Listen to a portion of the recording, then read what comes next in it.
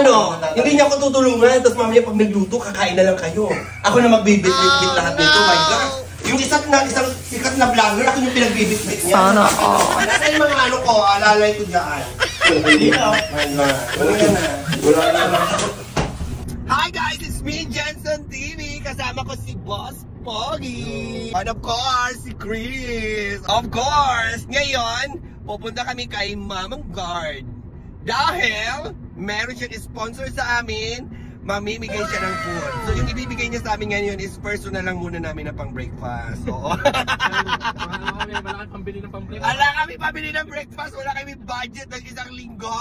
So yung ibibigay ni Mamang Guard, yun muna kakainin namin. Hi guys! Oh my God, super init dito. Nakakaloka.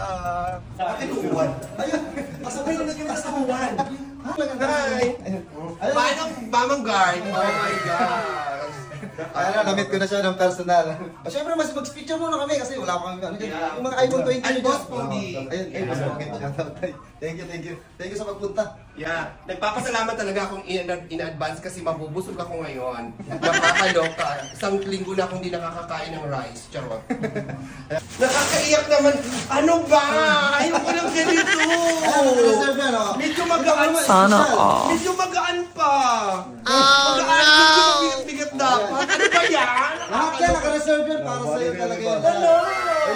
Wait lang. Buhatin ko lang. Magaan pa, ma-promise magaan pa. Akin ito lahat. Nakakaloka. Lahat yan, naka-reserve yan para sa'yo. Oh my God! Aray ko. Oh my God! Ay, di mo na kaya, sabi na iba. Ano sa akin to? Meron pa dito. Ito pa. Lahat to para sa inyo to. Naka-reserve talaga to para sa inyo. Ayan. Oh my God! Kasama to lahat, yan. Hala! Ayan. Buti ang dala Ano to, appreciation thank you to para sa mga sikat na vlogger dito sa Saudi. Sana all. Sino ang sikat na vlogger? Siyempre, si Jensen yan, sa kasi. Nakakaloka, hindi ako sikat. Ayan, para sa inyo yan ha, kayo na bahala dyan. Pinaghandaan ko talaga yung pagpunta mo. Nag-prepare nga ako ng 1 linggo mahigit para dyan. So, para sa inyo yan talaga, para sa iyo, sa mga kasama mo. Pasasalamat ko yan sa inyo kasi nakilala si Mamang Guard dahil yan sa mga vlogger dito. So pag pre-promote yung page ko, nakilala tayo sa Jeddah, dumami yung natutulungan ko. Kaya pasasalamat ko yan sa inyo. Naiisip ko kung anong plano ko dito na parang isang buwan ko talagang magiging pagkain ko to sa bahay talaga. Salamat talaga. No, may isang buwan budget na talaga ako. Alam mo parang pili ko, pwede bang sa bahay ka na lang?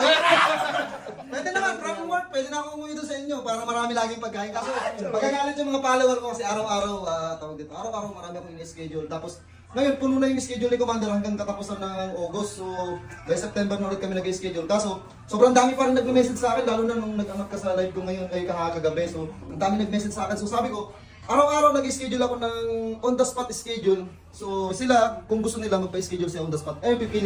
Guys, ganito yung ito yung tinatawag natin na legit na magaling mag-sharon. Mag-sharon, ganito dapat.